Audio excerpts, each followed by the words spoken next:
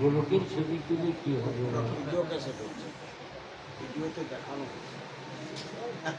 আমি যে আজকে আপনাদের 10 দিন ভাগবত হচ্ছে, তার মধ্যে আমার এটাতে কোনো প্রতিবাদ নেই, কারণ আমি তো বয়সটা তো জানেন তো, আপনারা অনেকবার আসছি। তারপরে আমাদের না আছে পাচন ভঙ্গি, না আছে রূপ, না আছে রং, না আছে ঢং, কিছুই নেই। কালো ভূত। প্রদীপ পালের নাম শুনছেন তো? নাম শুনেননি? বাবু প্রদীপ পালের কীর্তনে গেছি আমি। তার মানে হুগলি জেলায় কীর্তন করতে গেছি। সেখানে গিয়ে ভাগবত আমার 5টা থেকে 8টা আমার গীতা পাঠ, আর 8টা থেকে 11টা ওনার কীর্তন। তা বাবা আমার তো 8টায় শেষ হয়ে গেছে, ওনাকে যেখানে বিশ্রাম করতে দিচ্ছে সেখানে আমাকে মানে গান শেষে সেখানেই গেছি। দেখি বাবু বসে আছেন, যে নমস্কার করলাম। তা বললেন আপনি গীতা করছেন? আমি বলি হ্যাঁ। না বলে বেশ ভালো বলেছেন। তা আপনার বাড়ি কোথায়? আমি আমার বাড়ি ওই রাধামণির কাছাকাছি। গেছেন? বলে হ্যাঁ হ্যাঁ। আর দেহরি, হাটগেছিয়া, ওই এলাকায় যে অনেক, মিরিকপুর, এইসব জায়গাতে অনেক আমি কীর্তন করে, আর সেটি কিছু মানে 1 মাস আগের কথা বলতেছি। আমি বললাম হ্যাঁ আমি জানি আপনি ওদিকে গেছেন, আমিও শুনেছি আপনি ওদিকে কীর্তন করতে গেছেন। না বলে আচ্ছা আপনি যদি ওইখানে আবার কত দূরে বাড়ি? আমি যে হাট গেছা গেছেন, ওখান থেকে 1 কিলোমিটার ধরেন আরও কাছে, হাই রোডটার পাশে। ওর হাট গেছাটা পূর্ব পশ্চিম পাশে, আমার বাড়িটা পূর্ব পাশে। না বলে আচ্ছা ওইখানে মোহন পালকে চিনেন? আমি বলি কেন বলুন তো? চিনি, আমারই গ্রামে বাড়ি। বলে হ্যাঁ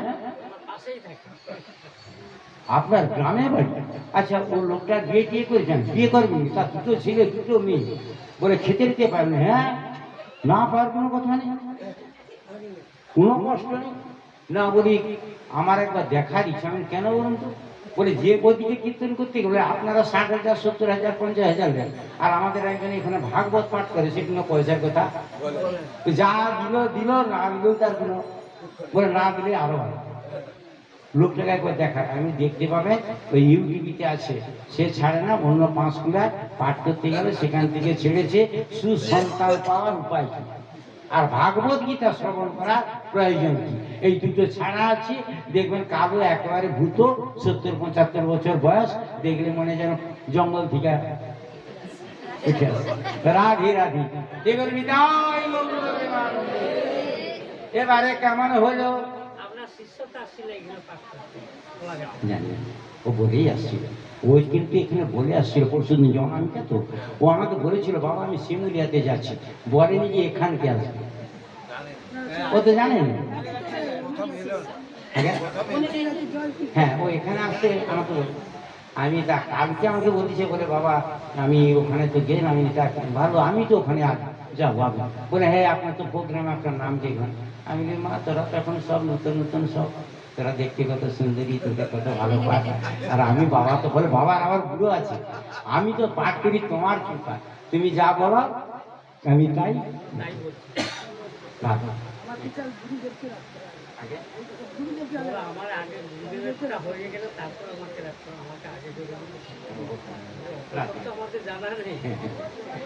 আমারই কাছে ও পেয়েছে, ওর মা করে, ওর বোনও করে, ওর মাও আসর করে, তো কম ও বেশি করে। রাধে ওটা বলতে চাচ্ছি না।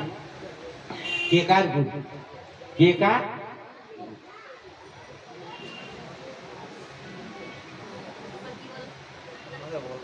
রাধে রাধে। হ্যাঁ কেন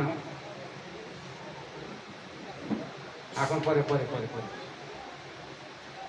মনে নেই। এদিকে কি হলো? দেবভূতি কে বললেন তাহলে তুমি কৃষ্ণ ভজন কর। এদিকে দেখা গেল দেবভূতিকে এই কথা বলে কর্দমমুনি তিনি করলেন কি নিত্য নিত্য যেমন ভগবানের নাম করেন সেইভাবে নিত্য নিত্য নাম করছেন, মনে প্রাণে পাগলের মতো ভগবানকে ডাকছেন। আর এদিকে আমার অনাদি রাদি গোবিন্দ ভগবান চতুর্ভুজ মূর্তি ধারণ করে ওনার সামনে এসে আবির্ভূত। যখন আবির্ভূত হলেন তখন এবারে বলছে কর্দম তুমি এভাবে আমায় ডাকছো কেন পুত্র? বলছে প্রভু আমি গাড়ি চাই না, বাড়ি চাই না, ধন অর্থ কিছুই চাই না, কিন্তু কৃপা করুন দেবহূতির মনোবাসনা পূরণের জন্য তেনার গর্ভে একটি পুত্র সন্তান কৃপা করুন। তারা কি বললেন? বললো যে আমি একটা পুত্র দিয়ে দেবো, বললো না, ভগবানকে বললেন আপনি পুত্র সন্তান কৃপা করুন। আমরা করি এমন? ভগবানকে বলি? বলেছি? ভুলেও না, ভেবে দেখুন না। ভগবান বললেন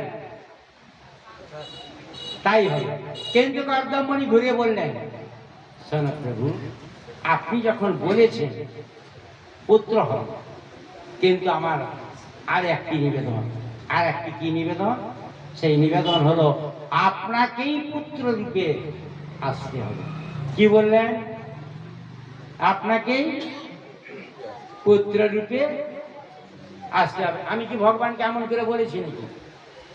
আমরা তো এখনকার যে মডেল চলছে বাবা, বিয়ের পরে ভেবে নিচ্ছে একটা নেব, যত টাকা লাগে ডাক্তার করব, ইঞ্জিনিয়ার করব, তারপর দেখা গেল ডাকাল আর মধু হয়ে গেছে। হয়নি? মধুসূদন হয়ে গেছে। তাই হবে। তার সুপুত্র পেতে গেলে এইভাবে স্বামী স্ত্রী ভগবানের জপ তপ করা কর্তব্য। যদি তেনার কৃপা হয় তাহলে আপনি সুপুত্র পেলেও পেতে পারেন। তার কপিল দেব উপাখ্যান এটাই হল। ভগবান আশীর্বাদ দিলেন কর্দমমণিকে, ঠিক আছে, আমি তোমার দেবহূতির গর্ভে আবির্ভূত হব। হয়ে গেল। এই যে আবির্ভূত হলেন, এইবার দিনে দিনে শিশু বাড়ে। 4 বৎসর পূরণ হয়ে গেল। দেবহূতি কিন্তু গুনে রাখে না কবে 4 বৎসর, কিন্তু কর্দমমণি দিনটি ঠিক গুনে রেখেছে। সেটা কি গুনে? তাকে তো 4 বছর পরে চলে যেতে। যেই বৎসরটি 4 বৎসর যেদিনটি পূর্ণ হলো, সেই দিনটি প্রাতঃকালে সুন্দর একটা জায়গায় ভালো করে প্রক্ষালন করে আজকে দেবহূতিকে ডেকে আর কর্দমকে কপিলকে সেই জায়গায় বসিয়ে দেবহূতিকে বলছে, শোনো দেবহূতি, এই যে তোমার পুত্র, ইনি হলেন স্বয়ং ভগবান, আর আজকে সেই 4 বৎসর পূরণ হয়ে গেল। তুমি আর তোমার পুত্র এখানে জপ তপ করো, আমি তোমাদের ছেড়ে আবার আমি তপস্যা করতে চলে যাচ্ছি। কি আমরা ছেড়ে দিতে পারবো? আরে ছেড়ে দিতে পারবো আমরা, কিন্তু শর্ত আছে, দিতে বাধ্য হবে। তখনকার দিনে যে মানুষের যা কথা তাই করত। বাস, কর্দমমণি চলে গেলেন। এবারে দেবহূতি একদিন মা দেবহূতি একদিন কর্দমমণিকে কপিল দেবকে জিজ্ঞাসা করছেন, কপিল ছেলের নাম, মানে দেবহূতির ছেলে যে বাচ্চাটা হলো ওইটার নাম হলো কপিল। ছেড়ে ছেড়ে যাচ্ছি তো আগে কপিল। ওই যে সাগরে যিনি আছেন উনি হলেন কপিল। হরে কৃষ্ণ। বলে পিতা যবে করিলেন অরণ্যে প্রয়াণ, রহিল আশ্রমে পুত্র মাতৃসন্নিধান।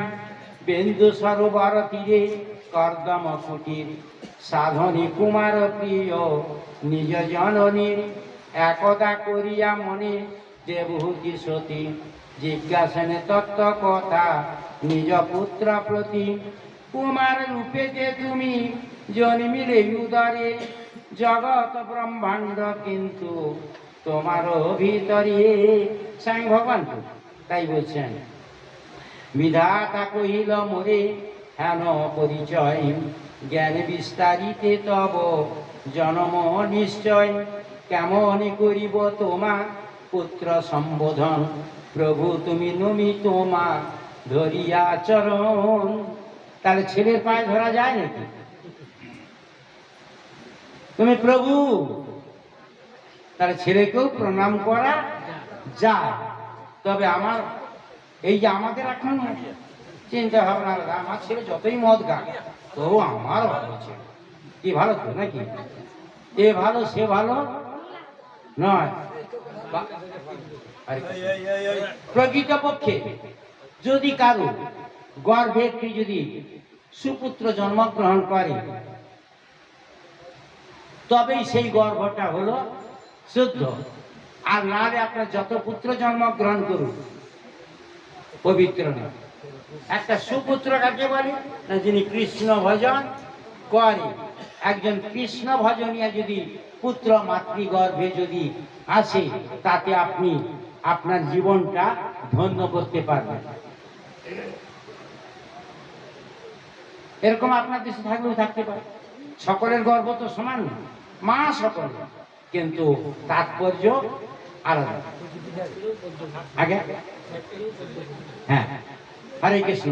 এইরকম অনেক কথা বলার পরই আজকে আমার বলছেন, মানে মামা প্রতি দৃঢ় ভক্তি করে মনি মনি, সেই জন মম ভাব। বলছেন মম লীলা কথা তারা শুনাই যতনি, মম প্রতি বড় ভক্তি করে মনি মনি, যেই জন মম ভাব জানিবারি চাই। উচিত সাধুর সঙ্গ তাদেরও নিশ্চয়, হে জননী তব ইচ্ছা মরে জানিবার, সাধু সঙ্গ সেই হেতু উচিত তোমার। এই জন্য শাস্ত্রে বলা হয়েছে বাবা, সাধু সঙ্গ সর্বসিদ্ধ হয়। সাধু সঙ্গ লম মাত্র, সাধু সঙ্গ সর্বশাস্ত্রে কয়, লম মাত্র সাধু সঙ্গ সর্বসিদ্ধ হয়।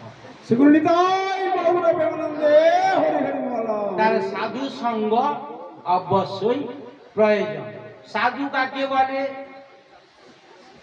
সাধু কাকে বলে মানে তিলক করে আসছি বলে তো সাজা, এত অসুবিধে নয়। ভাগবত পড়ে দেখবেন একাদশ স্কন্ধটা, ভগবান কৃষ্ণ তার ব্যাখ্যা দিয়ে দিচ্ছেন সাধু কাকে বলা হয়। সর্বজীবে সমদর্শী, সর্বজীবে সমদর্শী। আমরা কি সকলকে সমান জ্ঞানে দেখিনি? আমারটাই আমিও, আমার আর আমি, এই দুটো আমাদের একদম ত্রিপুরা আছে। ভগবান বলে ওই জায়গায় আমি নেই, যেখানে আমি আর আমার আছে ভগবান বলে ওই জায়গায় আমি নেই। এই জন্য আজকে বলছেন, আবার বলছেন, বলে সাধু আলাপনে হবে মম প্রতিজ্ঞান, তাই আত্মানন্দ হবে শাস্ত্রের প্রমাণ। আর মম লীলা কথা শুনি সদিবে হৃদয়, তাহাতে অবিদ্যা নাশ সহজেই হয়। শ্রদ্ধা আর অবিদ্যা হইলে নাশ, শ্রদ্ধা উপজয়। শ্রদ্ধা ভরি অনুরাগ করিবে নিশ্চয়, আর অনুরাগ ভরে ভক্তি অবশ্যই হয়। এমতি ভক্তির ভাব কহিনু তোমায়, ভক্তি যোগে ক্রমে সাধু করি মরে ধ্যানী। মম লীলা শুনি সুস্থ করে নিজ প্রাণ। তাহলে ভক্তি চাই, ভক্তি চাই। এখন ভক্তি কোথায় কিনতে পাওয়া যাবে? বড় বাজারে যেতে হবে, কলকাতার বড় বাজার সবচেয়ে বড়, পাওয়া যাবে? ভক্তি কিনতে পাওয়া যাবে। এখন ভক্তি কোন ভক্তি? গীতাতেও সকলে বলে ভক্তি ভক্তি ভক্তি। আরে ভক্তি থাকলে ঠাকুর আবার কত সব করতে হবে কেন? আমার গৌরহরিকে সনাতন গোস্বামী যখন প্রথম দিন যখন দর্শন পেল, তখন সনাতন গোস্বামী গৌরহরির চরণ ধরে জিজ্ঞাসা করেছিলেন, প্রভু দেখা যখন দিয়েছেন আমার একটা কথার আপনাকে উত্তর দিতে হবে। বলে উত্তর কি? কি বলতে হবে? তুমি তো পণ্ডিত, সনাতন তখনকার দিনে সবচেয়ে শ্রেষ্ঠ পণ্ডিত। ভারতবর্ষে অত বড় পণ্ডিত আর মানে শিল্পের থেকেও বড় পণ্ডিত সনাতন। তা কি তোমার প্রশ্ন কি?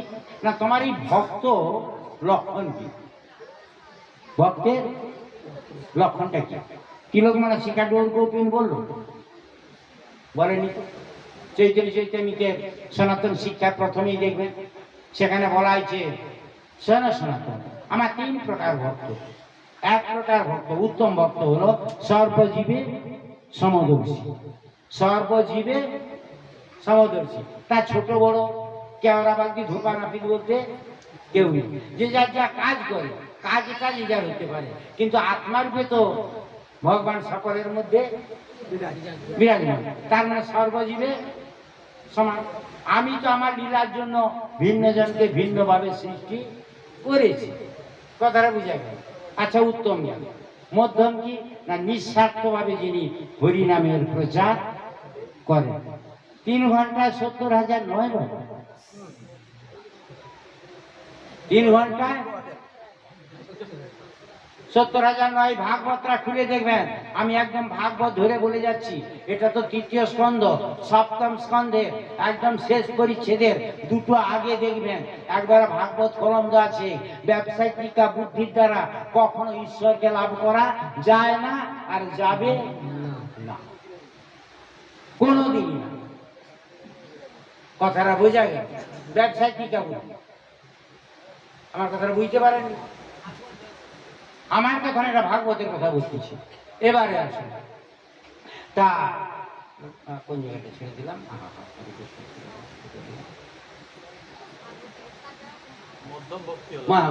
মধ্যম। এবার হলো কনিষ্ঠ।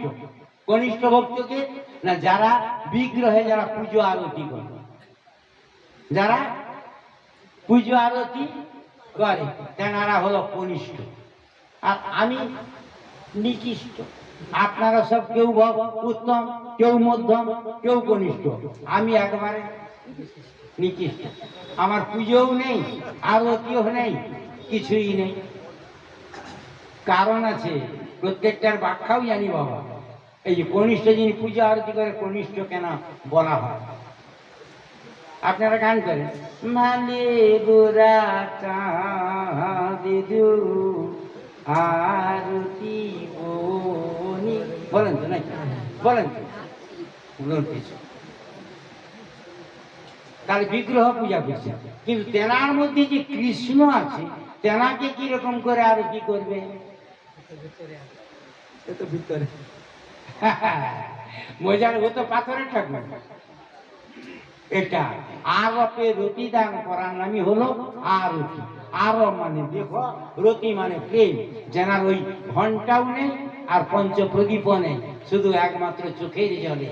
গীতাতে বলা আছে, পত্রাং পুষ্পাং ফলাং, শুধু চোখের জলে কাঁদি আর বলি, কোথায় গৌর হরি, কোথায় আমার প্রাণনাথ, কোথায় আমার দীননাথ, হে দয়াল, হে বিপদ ভঞ্জন মধুসূদন, কৃপা করো, মানব জনম পেয়েছি শুধু যেন তোমায় আমি স্মরণে রাখতে, তোমার নাম করতে যেন পারি। আমার তার কোনো দেখানো নেই। খেতে, বসতে, শুতে, ঘুমোতে পারি, এইরকম ভাবে আজকে তাহলে আমাদের এই সাধু সঙ্গ করতে হবে, এটাও ভালো। এরকম করতে করতে কারো তো কারো না কারো অনুরাগ আসবে, এটা করারও প্রয়োজন আছে। কারণ এটা বিধি মার্গ, এটা করতে করতে কারোর মধ্যে হয়তো রাগ মার্গে সে পৌঁছতে পারে। এই জন্য বিধি মার্গ বাদ দিয়ে রাগ মার্গে যাওয়া যাবে না। এদিকে দেখা গেল এইরকম ভাবে আজকে আমার কপিল দেব আজকে বলছেন সংসারের সব দুঃখ। কত বড় কথা দেখুন, কপিল দেব বলছেন মাকে, সংসারের সব দুঃখ দিয়া জলাঞ্জলি, মম দেখা পাবে বলি হয় কুতুহলী। কি বললেন? ও মা, এখন ভগবানের দেখা পাওয়ার জন্য কি আমাদের চেষ্টা আছে? কথাটা কিরকম? ভগবানের সঙ্গে দেখা হয়েছে তো? বাস্তব বাবা ভাগবত দর্শকের প্রতি গত বছরে বলে গেছে, ও মায়া জানে, মায়া মায়া মায়া জানে। ওই যে এখানে আমার ওই পাশের ওই বাড়ি, সেই যে নামটা স্বামী নামটা মনে করেছে, দিয়ে গেছি। তা সে আমার মা কেমন ছিল জানেন? সত্যি বলো, ভগবানের নাম করলে যে দর্শন হয় তা বোঝা গেল। নাম করতে যেদিনটা যাবে সকাল থেকে সবাইকে বলে দিয়েছি আজকে আমি চলে যাব। আমি পুরীতে মানে কটকে একটা মন্দিরে আমি চিড়ে ভোগ দিতে গেছিলাম দ্বাদশ মাসে। সেই বিকেলে আসছি 10:30টার সময় মা আমি আরও বাড়িতে 2-1 মুড়ি প্রসাদ সেবা পাচ্ছি। মা বলছে, মোহন তুমি তো চলে গেলে, আর আজকে আমি সবাইকে জানিয়ে দিচ্ছি আমি খানিকটা পরে আমি চলে যাবো বাবু। আমি বলি, দূর বাবু তুমি বড় মুশকিল করো, তোমার বাবা কি তোমাকে বলে গেছেন যে আজকে তুমি চলে যাবো? বল না রে বাবা, চলে যাবো। সত্যি বাবা। একটু মুড়ি প্রসাদ পাওয়ার পরে একটা জায়গায় বসে আমাদের একটা কাজ থাকে করতেছি। আমার স্ত্রী পাশে থাকে, তখন 92 বয়স। বয়সটা কত? 92। বলছে, মেজো উঠে বল, সবাইকে ডাকো, সময় হয়ে গেছে। 19 জন বাড়ি, ভাই ফোটাই নাতি নাতিনি করে সবাই এসে ধরে বসে আছে। কি বললেন জানো? হরে কৃষ্ণ হরে কৃষ্ণ কৃষ্ণ কৃষ্ণ হরে হরে, হরে রাম হরে রাম রাম রাম হরে হরে, হরে কৃষ্ণ হরে কৃষ্ণ কৃষ্ণ কৃষ্ণ হরে হরে, হরে রাম হরে রাম রাম রাম হরে হরে। গৌর প্রেমানন্দে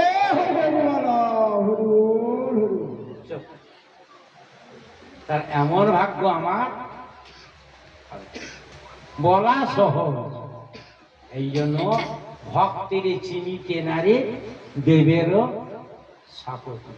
কে কিভাবে ভগবানকে ভালোবাসে, যারা দেখবে বেশি বলে যে আমি বেশি ভালোবাসি, ভাবতে হবে সে এখনো স্কুলে ভর্তি হয়। কারণ মানে যার ঘরে টাকা আছে সেই লোকের কাছে বলে যে আমার এত টাকা আছে।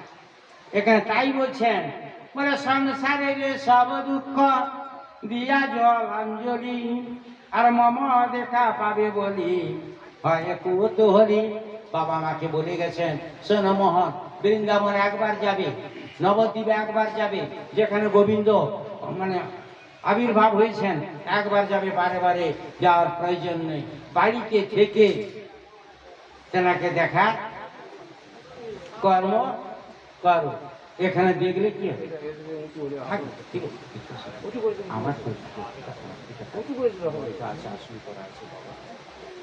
চোখটা একটু গন্ডগোল আছে, ওই জন্য হতে কি। এবারে কি বলছেন? বলে ভক্তি যোগে বিশুদ্ধ হইয়া তখন যোগ মার্গে ক্রমে ক্রমে করে গ্রহণ। গীতাতে সেই জন্য বলছেন, যজ্ঞ দান তপস্যা ব্রতের দ্বারা আমাকে লাভ করা যায় না, একমাত্র অনন্য ভক্তি যোগে আমাকে লাভ করা যায়। গৌর প্রেমানন্দে অনন্য ভক্তিটা কি? এইখানে যে ভাগবত করছে, সংসারের সকল জ্বালা, সংসারের কোনো চিন্তা না রেখে দিয়া জলাঞ্জলি। এই জন্য বলছেন, আবার বলছেন, বলে প্রকৃতি গুণনাশে হয়ে সাধুবার আপনি পাইবে জ্ঞানে তবে নিরন্তর। এই কথাগুলো কিন্তু ভাঙানি করলে অনেক বাবা কঠিন জিনিস আছে। প্রকৃতির গুণ মানে কি বোঝা যায়? প্রকৃতির গুণ, আমরা প্রকৃতিকে ছেড়েছি না ধরে রাখছি? যেখানে বলে মরবো বটে, প্রকৃতি ছাড়বো না, মরবার দিন পর্যন্ত মরে যা। এই ভাগবতে এমন কিছু কিছু কলম আছে, প্রকৃতি থাকবে। কিরকম প্রকৃতি থাকবে? প্রকৃতি হইয়া করা প্রকৃতির সঙ্গ, মানে পুরুষকে বলা হয়েছে। দিনে দিনে বাড়ে তার কৃষ্ণ প্রেমের তরঙ্গ। কি বললাম? প্রকৃতি মানে আমার স্ত্রী তো প্রকৃতি, কথাটা বুঝা গেল। আমি পুরুষ মানে আমাকে বলা হচ্ছে প্রকৃতি হইয়া করো প্রকৃতির সঙ্গ, মানে শাস্ত্র বলছে তুমি বিয়ে করো, প্রকৃতির সঙ্গ করো, দিনে দিনে বাড়ে তার কৃষ্ণ প্রেমের তরঙ্গ, এটা বলা যেত। কিন্তু একটা মনে আছে, প্রকৃতি না হইয়া করে প্রকৃতি সম্ভাষণ, মহাপ্রভু বলে তার আমি না হেরি বদন। বলে প্রকৃতির সঙ্গ করবি বটে, কিন্তু প্রকৃতি না হইয়া করে প্রকৃতি সম্ভাষণ, নিজে আগে প্রকৃতি হয়ে তারপরে স্ত্রীর সঙ্গে সম্ভাষণ করবি, স্ত্রীকে ভালোবাসবি। তাহলে আমাকে আগে প্রকৃতি হতে হবে। বাবু আমি তো বেড়া ছেলে, মেয়ে ছেলে কি করে হবো? মন্ত্র জানা আছে? আরে বেড়া ছেলে মন্ত্র হওয়ার মন্ত্র জানা আছে? ঘোড়া ডিম কি জানে? শিক্ষা গুরু ধর আশ্রয় লইয়া ভাজে তারে কৃষ্ণ নাই থাকে, আর সব মরে ওই যাবে। এই খালে দিবে দিবা মরবি, মর পাতি খালে ভজন করবি। অনেকজনকে দেখা হয়ে গেছে, অনেকজনকে দেখা হয়ে গেছে, এত সুবিধে না। ওই যে অনামিকা আসছিল, আমি বলি মা আসছু যখন ভালো, ও জানে তবে বাবা তোমার যে পথ বাবা একটু দেরি করো, তবে এখন থেকে শুরু আরম্ভ করতেছি। একদিনে হয় না, অত্যন্ত কঠিন কঠিন পথ। একজন পুরুষকে মেয়ে ছেলে হতে হলে আর কি এত সহজে হবে না। এই ছেলেটা ভাবছি বলি তো টাকার লোক পাগলা নাকি? আমি পাগল নয়, আমি ভাগবত থেকে বলতেছি।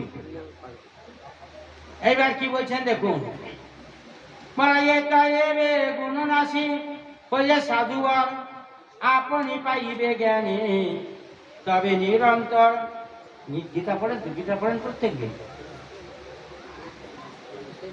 ধর্মকে যদি রক্ষা করতে হয় রোজ পড়তে হবে গীতা, আর শরীরকে যদি ভালো রাখতে হয় রোজ খেতে হবে একটু করে গীতা। গীতা যদি না পড়িস তাহলে তুই ধর্ম রক্ষা করতে ওখানে যাওয়া আসা ভ্যাট খাবিয়া যাবিয়া। হ্যাঁ এই ঠিক বলছেন, এই ওষুধ আমার কাছে আছে, এর ওষুধ আরো ভালো। যে পড়াশোনা জানে না প্রত্যেক দিন বাড়িতে স্নান করে এসে গীতা রাখবেন। আপনি সাদা চন্দন আর তুলসী 2 পৃষ্ঠে দিয়ে ওই যে মোটটা ধরে, এই যে পাতাটা ফুটে আছে এই যেমন আছে এইরকম করে ধরে এই আঙুলটা লাগবে না, কৃষ্ণায় নম বলে আপনি গীতার উপরে দিয়ে দেন। কি নম?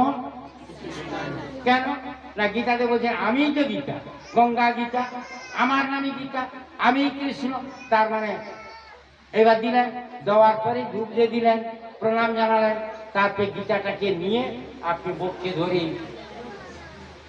কৃষ্ণ কৃষ্ণ কৃষ্ণ করে কাঁদতে থাকুন। যে পড়া জানে না, যে অনেক পড়া জানে, তার আগে আপনি পেয়ে যাবেন, তার আগে আপনি পেয়ে যাবেন। এই যে অনন্য ভক্তি, এটাই।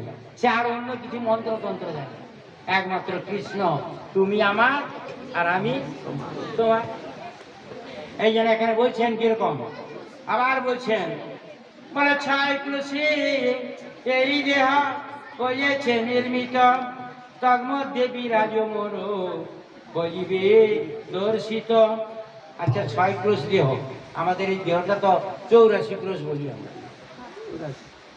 আর সে 84 84 একই বলি না, 84 ক্রোশ বৃন্দাবন। কিন্তু এখানে বলছি আমার ভাগবত 6 ক্রোশ। তার মানে আমাদের এসব ভাগবত তত্ত্বকথা, ভাগবত বাইরের গল্প নয় বাবু। এখন যে ভাগবত হচ্ছে শুধু ওই গান বাজনা করে মোটামুটি যাই হোক, নিয়ে যেমন করছে করুক, ওটা নিয়ে আমার কোনো মন্তব্য নাই, আমার কারোকে খারাপ বলতেও আমি চাই না। 6 ক্রোশ হলো আমাদের ষটচক্র ভেদ করে তারপরে গোবিন্দের চরণে আমাদের যেতে হয়। ষটচক্র মূলাধারে, লিঙ্গে, নাভিতে, বক্ষে, কণ্ঠে, আজ্ঞাচক্র, এইখানে আমাদের ষটচক্র শেষ। তারপরে হলো ব্রহ্মক্ষেত্র, সেখানে আমাদের মনকে স্থির করা হয়। গুরু আশ্রয় নিয়ে করলে আপনিও জানতে পারবেন যে ভগবান কিরকম ভাবে বিরাজমান করছেন। এই নামের মধ্যেই সব আছে, কিন্তু আমরা সেই রকম ভাবে আশ্রয় গুরু না ধরার জন্য আমরা ঠিক জায়গায় পৌঁছতে পারি না। এখানে আর তো ভাগবত মিথ্যা হইল। এবার যে আত্মার প্রত্যক্ষ মুখ্য মহাসিদ্ধি হয়, আর ভব জানা এইভাবে বিনষ্ট নিশ্চয়। ভক্তি জ্ঞানে দুইভাবে মোর দর্শন, আর ভক্তি যোগে দেহ শুদ্ধ, জ্ঞানে শুদ্ধ মন। আগে ভক্তি চাই, ভক্তি চাই। কার প্রতি ভক্তি? গোবিন্দের প্রতি। আমাদের কার প্রতি ভক্তি? টাকা পয়সা, গাড়ি বাড়ি, সংসারে ভক্তি। বাস্তব না বাস্তব? একবারে বাস্তব। যার জন্য আমরা কিছুই জানতে পারি না। আবার এরকম অনেক কথা বলার পরই আজকে বলছেন, মন শুদ্ধ হলে দেহি পাবে আত্মজ্ঞান, আর সেই জ্ঞানে মাঝে আমি শাস্ত্রের প্রমাণ। আচ্ছা বাবু, আপনারা অনেকেই সেবা কাজ করে আসছেন, করেছেন তো? আমি কিন্তু আপনাদের এই সেবা নিন্দা করার জন্য। আমাদের প্রথম মন্ত্রটা হলো ললাটে কেশবাড়ি, এটা তো জানি আমরা, কিন্তু বানানটা কয়িকা তালবস বো, তাই তো না? কি আছে? কয়িকা তালবস বো, কিন্তু এই বানানটা মানেটা কিন্তু আমরা কেউ একটু কি চিন্তা করেছি? কে বা যায়, কে বা যায়, কে বা যায়, কে বা যায়,